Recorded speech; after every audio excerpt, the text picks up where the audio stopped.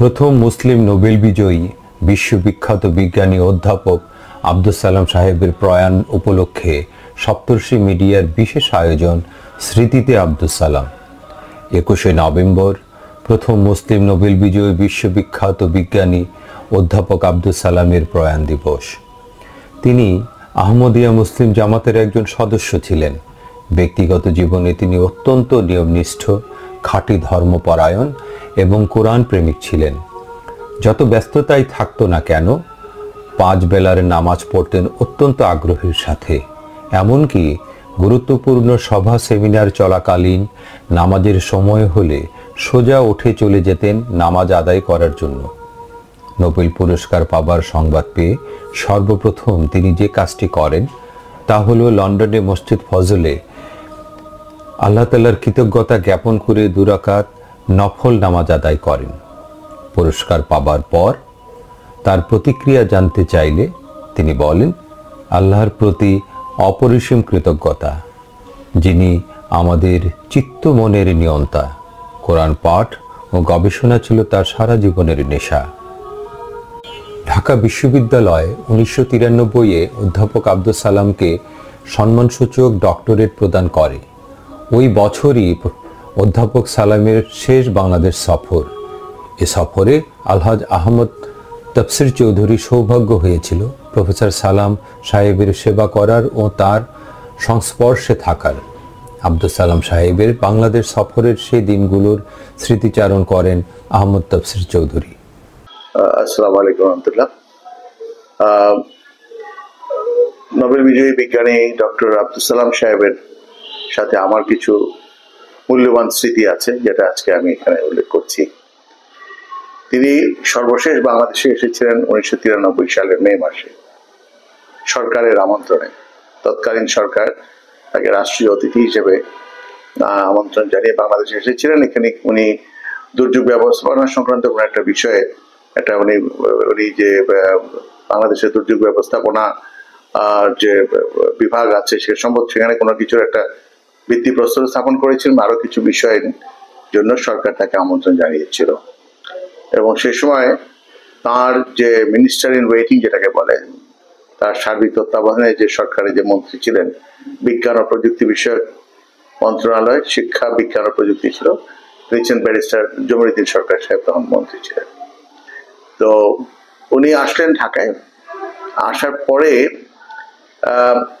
হঠাৎ করে হুলস্থুল পড়ে গেল। অনেকেই, যেহেতু উনি রাষ্ট্রীয় অতিথি ছিলেন, উনি শেরাটন হোটেলের উপরে সম্ভবত 9th ফ্লোরে একটা প্রেসিডেন্সিয়াল সুইটে ওনাকে রাখা হয়েছিল সেখানে।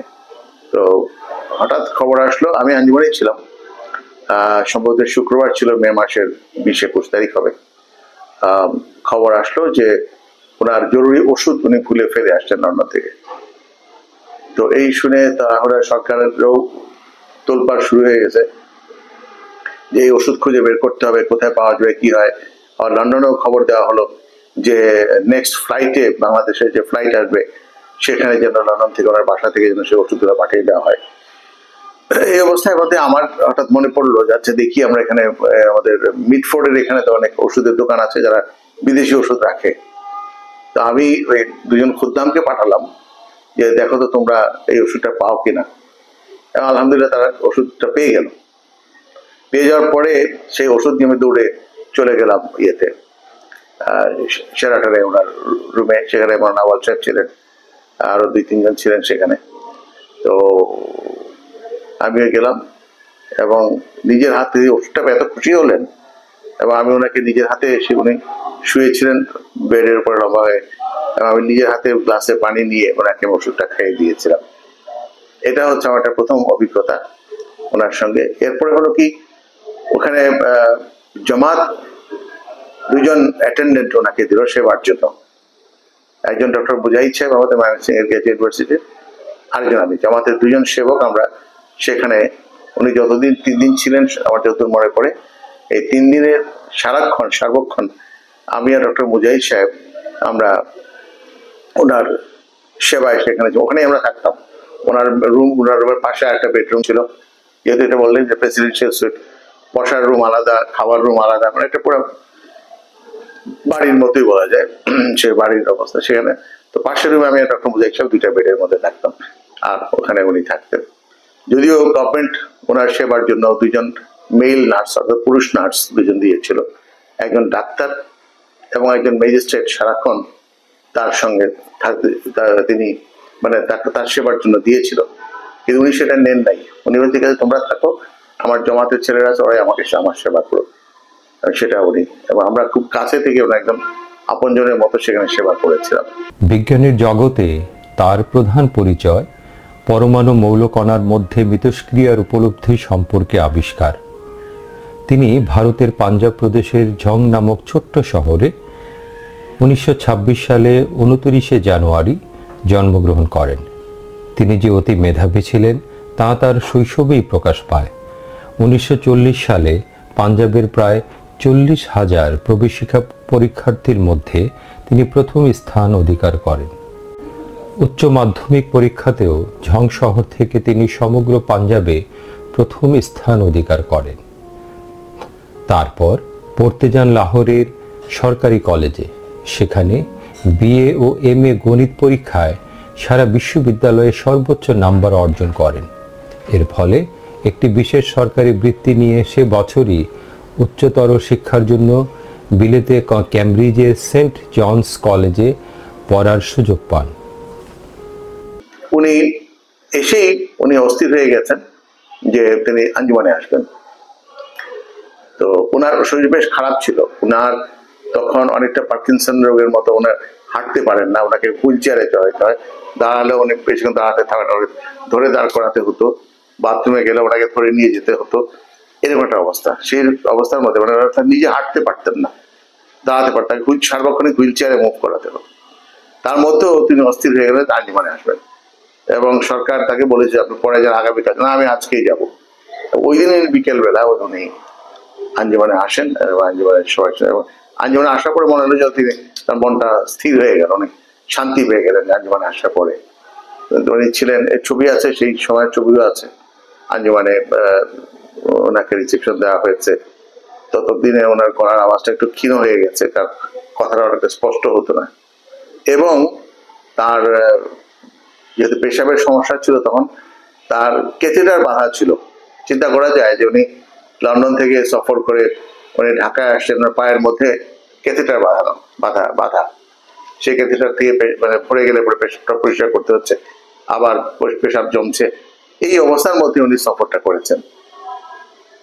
তো যাক, আলহামদুলিল্লাহ আমি এবং ডক্টর মুজাহিদ সাহেব আমরা 2জন তো সেখানে ছিলাম, এবং সার্বক্ষণিক আমরা ওনার সাথে থাকার কারণে যখন ওনাকে খাওয়াতে হতো, খাওয়ানোর সময় আমরা ওনাকে খাইয়ে দিতাম, চামচ করে ওনাকে খাইয়ে দিয়েছি, চাও খাইয়ে দিয়েছি।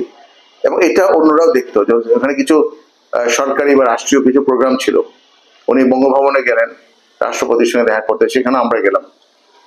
উনি বিভিন্ন অনুষ্ঠানে বিভিন্ন জায়গায় বক্তব্য রেখেছেন, সেখানে আমরা, কারণ উনি আমাদেরকেই সাথে নিয়ে যেতেন, আমরা ওনার গাড়িতে করি, হয় আমি না মুজাহিদ ভাই, আমরা 2জনে একজন সবসময় আমরা গিয়েছি। গণিত ও পদার্থবিদ্যায় অনার্স নিয়ে 1949 সালে 2 বিষয়েই প্রথম শ্রেণীতে উত্তীর্ণ হন।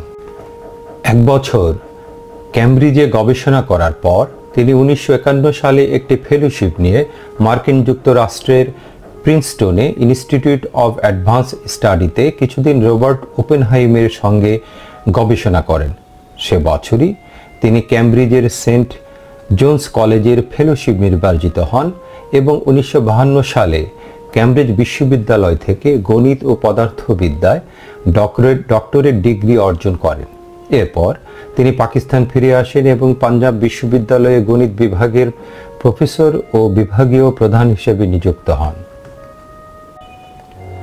1954 সালে তিনি আবার ক্যামব্রিজ ফিরে যান এবং 1956 সালের শেষ পর্যন্ত সেখানেই গণিতের প্রভাষক হিসেবে কাজ করেন। এই সময়ে তিনি 1955 সালে জাতিসংঘের উদ্যোগে অনুষ্ঠিত শান্তির জন্য পরমাণু শক্তি সম্মেলনের সচিব হিসেবে কাজ করেন। 1957 সালে তিনি মাত্র 31 বছর বয়সে লন্ডন বিশ্ববিদ্যালয়ের imperial college of science and টেকনোলজিতে তদীয় পদার্থবিদ্যার অধ্যাপক নিযুক্ত হন। সে বছরই তিনি পেলেন তার প্রথম বড় রকমের আন্তর্জাতিক সম্মান। কেমব্রিজ বিশ্ববিদ্যালয়ে গত 3 বছরে পদার্থবিদ্যার ক্ষেত্রে সবচেয়ে গুরুত্বপূর্ণ আবিষ্কারের জন্য তাকে হপকিন্স পুরস্কার দেয়। অতঃপর সে কাঙ্ক্ষিত সময় 1979 সালে পদার্থবিদ্যায় তিনি নোবেল পুরস্কার লাভ করেন। নোবেল পুরস্কার ছাড়া নানা দেশের বহু বিশ্ববিদ্যালয় আব্দুস সালামকে সম্মানসূচক বিভিন্ন ডিগ্রিতে ভূষিত করেছেন। তারপরে যেমন ধরো এখানে কোনো কোথাও রাষ্ট্রীয় কোনো ডিনার বা লাঞ্চের একটা প্রোগ্রাম ছিল, তারপরে ডিনার বা লাঞ্চের অনেক লোকজন সেখানে, ওনার পাশে আমরা বসে ওনাকে আমরা খাইয়ে দিয়েছি। এটা মানুষজনের খুব দৃষ্টি আকর্ষণ হয়েছে যে উনি ওনার জামাতের লোকজনকে এত ভালোবাসেন এবং ওদেরকে উনি সেই সুযোগটা দিচ্ছেন। এটা মানুষ খুব দেখেছে তখন, এবং আমরা এই সেবাগুলো করেছি। উনি দেখেন উনি অসুস্থ, কিন্তু ঠিক আমি দেখি ফজরের সময় উনি উঠে ঘুম ভেঙে যেত, শুয়ে শুয়ে নামাজ পড়তেন, আমাকে জিজ্ঞেস করতেন যে ফজরকে টাইম হুয়া, ফজরের টাইম হয়েছে তো, সেখানে শুয়ে শুয়ে তিনি তেমন করে নামাজ পড়ে নিয়েছেন। 1993 সালে ঢাকা বিশ্ববিদ্যালয় একটি বিশেষ সমাবর্তনে তাকে সম্মানসূচক ডক্টরেট ডিগ্রি প্রদান করেন। নিশ্চয় তিনি তার কর্মের শুভ্র আলোকে বিজ্ঞানের জগতে উজ্জ্বল তারকা হয়ে জ্বলবে। তিনি গোটা মুসলিম বিশ্বের অহংকার। বিজ্ঞান মগ্ন চৈতন্য এই অসাধারণ ব্যক্তিত্ব 21শে নভেম্বর 1996 সনে অক্সফোর্ড শহরে তার নিজ বাড়িতে 70 বছর বয়সে পরলোক গমন করেন। শঠাং দেহী শুশ্রমণ্ডিত পুরুষ আব্দুস সালাম ছিলেন অত্যন্ত বিনয়ী ও নম্র স্বভাবের মানুষ। পাকিস্তানের রাবোয়াতে চিরশায়িত অধ্যাপক আব্দুস সালামের আত্মার প্রতি অজস্র ধারায় রহমত ও মাগফিরাত বর্ষণ করতে থাকুন। আল্লাহ তাআলার কাছে সপ্তর্ষি মিডিয়া পরিবারের পক্ষ থেকে আমাদের এই প্রার্থনা থাকবে, সর্বজন শ্রদ্ধেয় আব্দুস সালামের মৃত্যুবার্ষিকীতে আমরা তাকে কৃতজ্ঞতা ভরে স্মরণ করছি এবং নিবেদন করছি তার প্রতি অশেষ শ্রদ্ধা। ইব্রাহিম খলিল, সপ্তর্ষি মিডিয়া ডেস্ক।